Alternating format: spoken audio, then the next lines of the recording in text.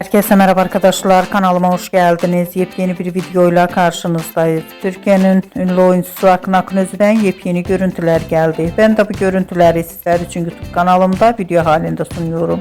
Umarım beğenirsiniz. Arkadaşlar, videomu beğendiyseniz kanalımı izlemeyi ve bildirim butonuna basmayı unutmayın.